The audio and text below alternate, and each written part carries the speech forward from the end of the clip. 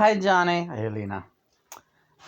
We're here this morning with, we're going to be doing some Beatles tarot, but something really funny happened, and John wanted to address it right away. Yeah.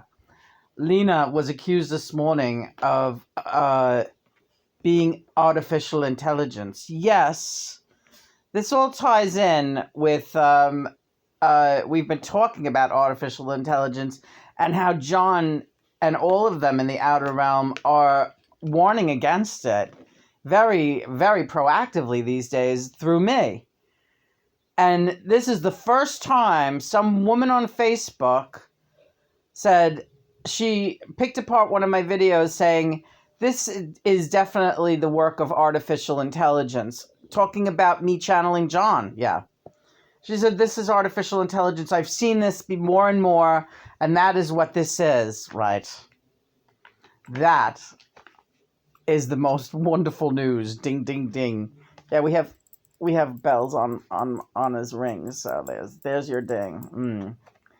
Mother and Father, thank you for this reading this morning. First card is the Strength card. This is the power. This is the power of this channel, Lena. The strength of this channel. That people are now second guessing and thinking that this is artificial intelligence. That what we do is artificial, right? Yeah, but how is that powerful? How is that a powerful? Well, how does that mean? It means that you're picking up steam. It's very when you told Christopher about it, he said, that's a compliment, Lena. Yeah, he did say that. He said that's like a compliment. They're now accusing you of being, because artificial, now nobody knows what's written, and that just goes to show you how the human race, in creating artificial intelligence and giving it as much power as they have, you're going to do that while we're doing this. No, but I want this crystal to be poking at the sun. Fine. It's my favorite crystal. I know. We took this with us everywhere, John. I know. It's got a lot of power, this one. Yeah. Exactly. Exactly, Steamboat Annie. Thank you, Steamboat Annie. I like it. That's instead of Dreamboat Annie, right? So anyway, hi boys. Good morning, Beatles. Yeah. Okay. You John's right. Just take it. All right. Gonna take it slow. And don't worry about the projects. The main project is you. Okay. The main project is you. You don't have to... Don't worry about the kitchen so much right now. You'll get there. All right. We want to make vegan beef jerky today. Not beef jerky, just vegan jerky, but we got a new product that's supposed to be very good. You got all day and all night for that. Do what John says first. Right now you're on this reading. Okay. The world awaits, but you have work to do as far as spreading the word. All right. So, okay. It's our responsibility. Okay. Okay, so I'm getting this feeling that you're just like holding me down right now. Yeah.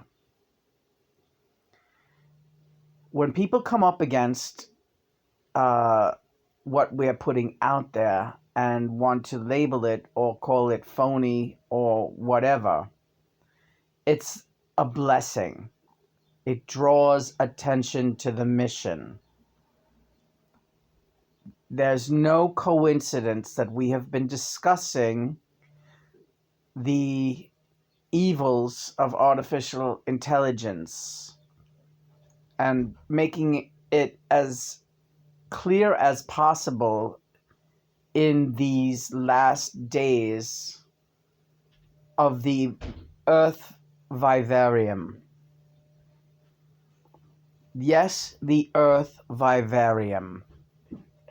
If you're unsure of what that means out there, and that's you, Birchie, or Berkey, however you pronounce your name, the woman who was so convinced that Lena was working in tandem with artificial intelligence in order to conjure me. You have a lot of review work to do. We have intensive blogs and video entries. Get back there and do it. we're done. We're done. You were project number 1 today. Thanks for showing up, Berkey. Berkey! Yeah, Berkey. They're so caught up. Everything that's going on in the world today, they are so caught up in what is going on with John and Yoko's marriage and John and May Pang in Los Angeles. People, how many decades ago was that? And your world is fucking falling apart. Your world is falling apart around you, and you're clicking and staring at a screen, and the sky is turning orange, and birds are falling out of the clouds. Dead on the street. I even heard reports of that. Yeah, don't bet on it, pal. All right. No, I have heard that here and there, but not with this disaster. Johnny's got the fervor. Don't start. He's right. Why the fervor, as Paulie would say? Why the fervor? Why such fury? Why such fury, John? Hi, Brian Epstein is here. I thought you forgot about me. I did not forget about you. Okay, a couple of days ago, Pete Best. We finished the Pete Best book. Brian, thank you. Thank you for coming through. It is my pleasure. The priestess. When she takes out the cards, we better all be at our best attention. Yeah, especially the Beetle, right? The Beetle cards, the home team jumps. Yeah. So Brian Epstein, in reading Pete Best's book, it was brought to our attention that Brian, not really aggressively, but definitely pointedly, very early on, propositioned Pete Best, was attracted to him, and was hoping that Pete Best would reciprocate. However, Pete Best did not take him up on his offer to go on a little, journey with him, and very politely declined. And that was the end of it. And Pete never told anybody about it back then. And I came up with all kinds of speculations. Maybe that's why why he fired him. And Brian said, just read the book and then finish the book, and then we'll talk more about this. Well, that's not what happened. He did proposition Pete. He was interested in him, but that is not why Pete Best was let go. The answer is just so simple. And as John said, Lena, as a working musician and a professional in your field, what is your gut feeling on this? And that's what it is. Pete Best just was not the one they wanted. And the only reason Pete Best was not the one they wanted was because they had gotten a taste of Ringo in Hamburg.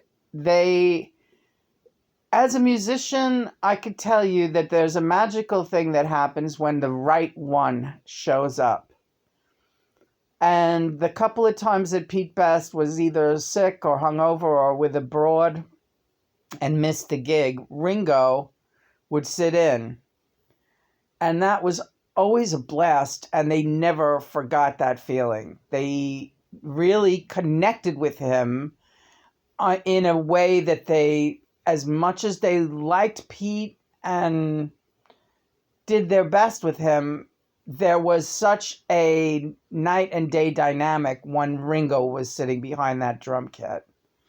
And that's what they had to do when they knew they were hitting the big time, and there was like a little bit of a discrepancy about who should be used in the studio to make those demos for the big boys in the wheelhouse upstairs.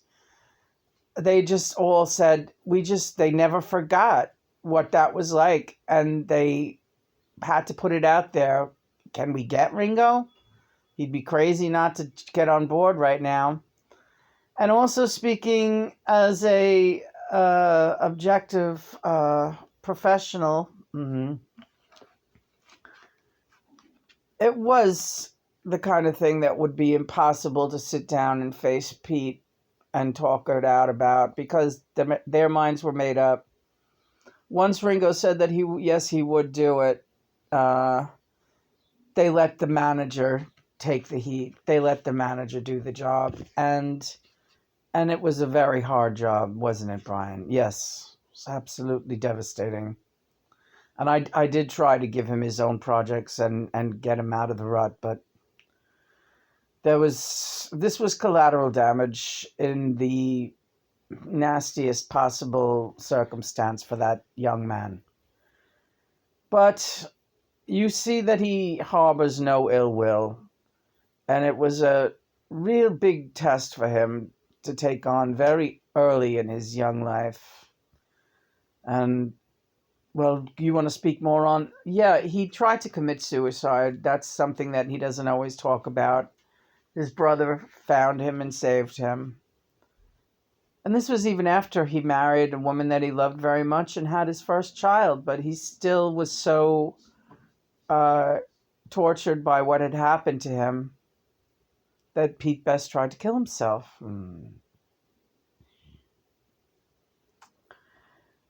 But he's okay, and he's living a long life and has had a very happy and exciting life despite everything else that happened, not following the boys on their path. And John, the thing is, he always loved you. Yeah. He really loved you. And the same thing with Jimmy Nickel. You and him really bonded. That's how you are, though, and you're a charmer. Yeah.